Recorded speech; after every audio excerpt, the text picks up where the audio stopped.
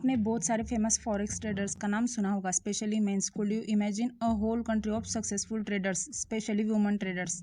जब investment genius की बात होती है तो सब वॉल स्ट्रीट की बात करने लगते हैं, but she is not wall street big shot. But who exactly is miss Watanabe? Miss Watanabe कोई एक सिंगल पर्सन नहीं है। वातानाबे ये एक जापानीज सरनेम है जो जापानीज हाउसवाइफ्स को रिप्रेजेंट करने के लिए यूज़ किया जाता है। जापानीज कल्चर में मर्द कितना भी पैसा क्यों ना कमाए, उस पैसों की इंचार्ज मोस्ट ऑफ हाउसवाइफ होती है। 1990 में जापान में इकोनॉमिक बबल बस्ट हुआ था, जिसमें जापान की trillion of wealth wipe out हो गई थी। क्लियर नंबर की अगर बात करें तो 11 ट्रिलियन उस टाइम के हिसाब से बहुत बड़ी फिगर है। जापान के हर सेक्टर में मंदी थी। इकोनॉमिक बबल बस्ट होने की वजह से इंटरेस्ट रेट बहुत कम हो गए थे, 0.1%, दैट मीन्स ऑलमोस्ट जीरो। ऐसे इकोनॉमिक डाउन ट्रेंड की सिचुएशन में भी हर किसी को अपने इन्वेस्टमेंट की चिंता होने लगती है कि वो सेफ जगह है कि नहीं, प्रॉपर रिटर्न मिलेगा या नहीं।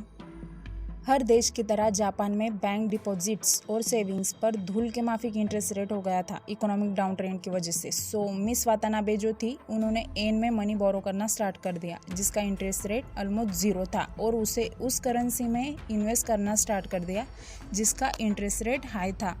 उस टाइम के अकॉर्डिंग ऑस्ट्रेलियन डॉलर का इंटरेस्ट रेट हाई था, which is 4.75% in 1999. This brought them an instant return on the rate differences, और ये रेट डिफरेंसेस इनका प्रॉफिट था। आज के टाइम पीरियड से देखें तो अब ये बहुत कॉमन है और हमारे लिए कोई सरप्राइजिंग नहीं है, बट उस टाइम ये बहुत इनोवेटिव अप्रोच था। जब भी किसी मार्केट विजार्ड या मार्केट बिग शॉट की बात होती है तो हमेशा उनमें मर्दों की बात होती है, क्योंकि ये मेल डोमिनेटेड इंडस्ट्री है।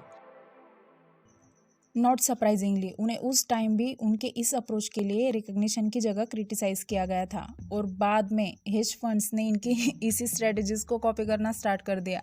उस टाइम क्रिटिसिज्म की वजह से इनकी सीक्रेट कम्युनिटी डेवलप हुई थी। मिस वातानाबे उस टाइम मतलब 1999 और 2000 के टाइमलाइन के बीच में फॉरेन एक्सचेंज में 20% डेली वॉल्यूम को लीड कर रही थी।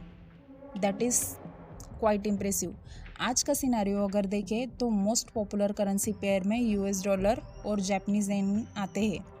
इसका हिस्टोरिक इन्फ्लुएंस के लिए रिस्पॉन्सिबल भी मिस वातानाबे है, surpassing even institutional investors and hedge funds in spot trading. और आज भी जापान में डोमेस्टिक मार्केट से ज़्यादा फॉरेक्स मार्केट का इन्फ्लुएंस ज़्यादा है, और स्पेशली वीमेंस ट्रेडर का कंट्रीब्यूशन इसमें बहुत ज़्यादा है।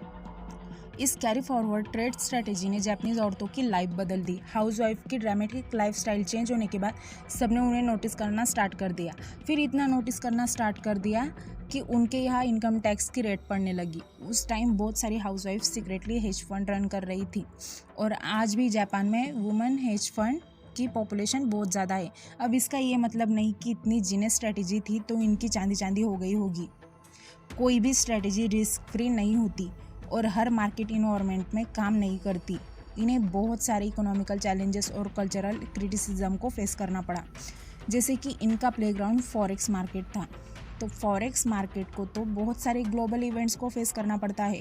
1998 की रशियन क्राइसिस, जैसे कि इनकी स्ट्रेटेजी थी लो इंटरेस्ट रेट करेंसीज को बोरो करके हाई इंटरेस्ट रेट करेंसीज में इन्वेस्ट करना। बट रशियन क्राइसिस के बाद सारे high yield currencies risk area में होने की वजह से सब सेफ ऑप्शन की तरफ मूव करने लगे, जो कि थी एशियन करेंसीज। एशियन करेंसीज में उस टाइम सबसे प्रॉमिसिंग और स्ट्रॉन्ग करेंसी थी जापानीज येन। सो उस टाइम जापानीज येन की डिमांड बढ़ने लगी और डॉलर के against Japanese yen appreciate nearly 20%। और इस वेकअप कॉल से वो कैरी ट्रेड का रिस्क जानने के बाद से डे ट्रेड पर शिफ्ट हुए। एक इन्वेस्टर की सबसे बड़ी क्वालिटी क्या होती है पता है? अडेप्टेबिलिटी, हर मार्केट कंडीशन में सर्वाइव करने की स्ट्रॉन्ग मेंटेलिटी। ये सारी क्वालिटीज़ मिस वातानाबे में थी। ये तो उस टाइम की बात थी। आज की बात करते। आज तक वीमेन ट्रेडर्स को एज अ ट्रेडर और इन्वेस्टर क्रिटिसाइज किया जाता है। मैं खुद इस सारी चीज़ों को देखा है। पूरी इंटरनेट पर मुझे वीडियो या कोई आर्टिकल बता दो जहाँ वीमेन ट्रेडर और इन्वेस्टर के बारे में कहा हो।